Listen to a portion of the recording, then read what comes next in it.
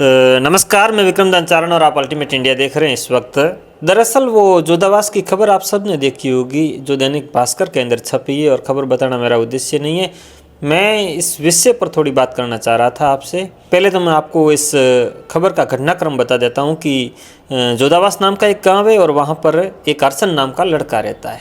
उस लड़के के बारे में ये खबर है, और खबर का विषय ये है कि जब सफलताओं का पाचन नहीं होता है तो किस प्रकार व्यक्ति दुर्घटनाओं का शिकार होता है। यही इस खबर का शीर्षक है, विषय यही है, और सार को, शिक्षा को, जो भी को, वो यही है। वो अर्सन नाम का लड़का जिसके माता पिता की उसकी छोटी उम्र में ही मौत हो गई और वो बच्चा अनाथ हो गया। तो वो अर्सन नाम का बच्चा जब उसके माता पिता की डेथ हो गई तो वो अनाथ हो गया और अपनी दादी के पास रहा, और दादी ने उसको पाल पोछ कर बड़ा किया।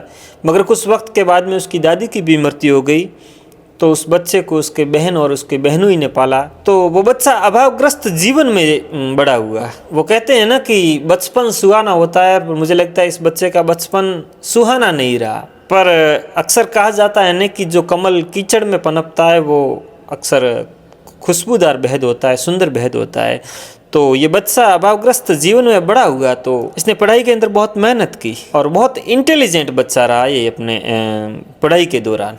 अपनी कक्षा का टॉपर बच्चा रहा, कंपटीशन एग्जाम की तैयारी की, और जैसा कि अखबार की खबर में लिखा है कि इसका 5 भर्तियों में चयन हुआ। आप कल्पना करो, एक आध सिलेक्शन के लिए कितनी सारी मेहनत करनी पड़ती है और सिलेक्शन के बाद कितनी खुशी होती है, और इस बच्चे का 5 भर्तियों में सिलेक्शन हुआ। इसने 2-2 बार नेट JRF क्वालिफाई किया। कुछ लोगों का ये सपना होता है कि JRF क्लियर हो जाए, और इस बच्चे ने JRF क्लियर किया। JRF क्या होता है? किसी भी सब्जेक्ट की मास्टरी, और उसमें से भी रैंकिंग में सबसे जो इंटेलिजेंट बच्चे हैं वो JRF क्लियर करते हैं। 2016 में इसकी नौकरी लगी, 3rd ग्रेड टीचर बनाइए, और 2016 के अंदर 2nd ग्रेड टीचर भर्ती के अंदर भी सिलेक्शन हुआ। प्रदेश की 3री रैंक, प्रदेश में 3री रैंक पर था ये बच्चा। उसके बाद 2018 में संस्कृत से लेक्चरर बना, और शायद सिवाड़ा में इसकी पोस्टिंग हुई, और प्रदेश में 3री रैंक के साथ में हिंदी लेक्चरर में भी सिलेक्शन हुआ, और जूनी बाली में पोस्टिंग रही इसकी। प्रदेश में 2-2 बार 3री रैंक लाना, 5-5 भर्तियों में सिलेक्शन होना, और JRF क्लियर करना। तो एक बात तो क्लियर है कि ये बच्चा कितना इंटेलिजेंट रहा होगा, इस बात पर तो कतई सवाल नहीं उठाया जा सकता। पर जो बच्चा इंटेलिजेंट है वो बच्चा अपराधी नहीं हो सकता, इस बात की कोई गारंटी नहीं हो सकती, क्योंकि हो सकता है वो अपनी होशियारी का प्रयोग अपराध करते वक्त भी करे। जब ये लेक्चरर पद पर था तब इसने एक दौसा के एक व्यक्ति का एग्जाम दिया SI का, और SI का एग्जाम देने के बाद उसका सिलेक्शन हो गया और वो ट्रेनिंग में चले गए। और फिर SI वाला मामला हम सब ने देखा कि उस पर SOG ने कठोरता से जांच की।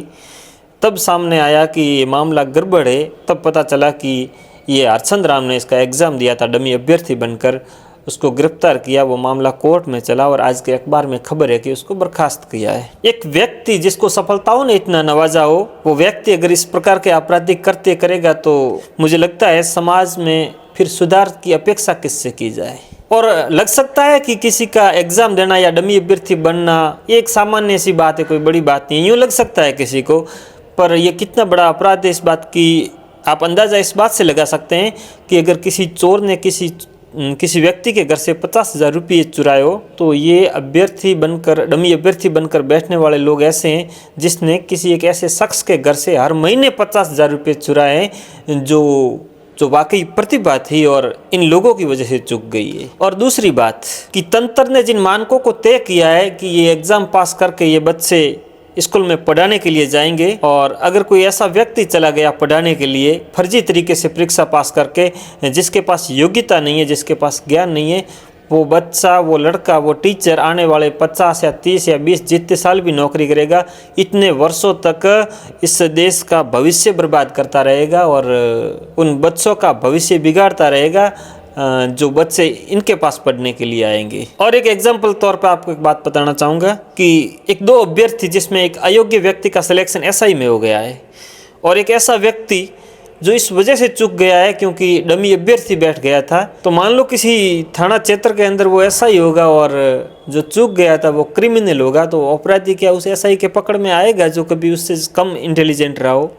ये अपराध हमें देखने में भले ही सामान्य लग सकते हो, पर ये अपराध कितने बड़े हैं और कितने तकलीफ दे ये उन बच्चों से पूछना जो घर से बाहर रहकर मेहनत कर रहे हैं, प्रयास कर रहे हैं, पर कुछ ऐसे असामाजिक तत्वों की वजह से उनका सिलेक्शन नहीं हुआ, उनसे इसका दर्द पूछ सकते हो तो वही बता सकते हैं। ऐसे लोगों का सिलेक्शन हो रहा है जो योग्य नहीं है। दूसरी बात करते हैं हरसंत राम की, जो कि जोधाबास के, जिनकी खबर है ये कि कुदरत ने जिनको इतना तेज़ दिमाग दिया और इतनी सफलताएं दी, उसके बावजूद भी इन्होंने गैर तरीके से, अनलीगल तरीकों से पैसे कमाए, तो पाप का घड़ा फूटना ही था साहब किसी न किसी दिन। ऐसे लोगों के लिए कठोर कार्रवाई होनी चाहिए और कठोर सजा का प्रावधान होना चाहिए।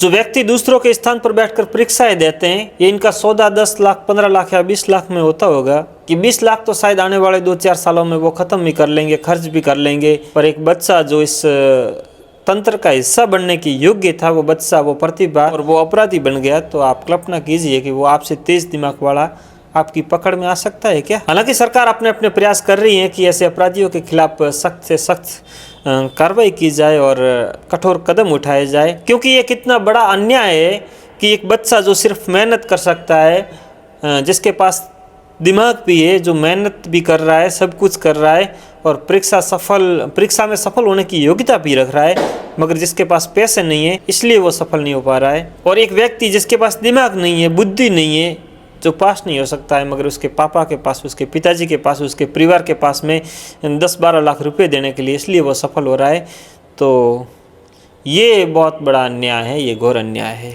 हम सरकार से आशा और अपेक्षा करते हैं कि व्यवस्थाओं में सुधार होगा, जो इन तमाम नौकरियों के हकदार हैं उनको अपना हक मिलेगा और जो अयोग्य हैं उनको बाहर किया जाएगा और जो अपराधी है उनको सज़ा मिलेगी। नमस्कार।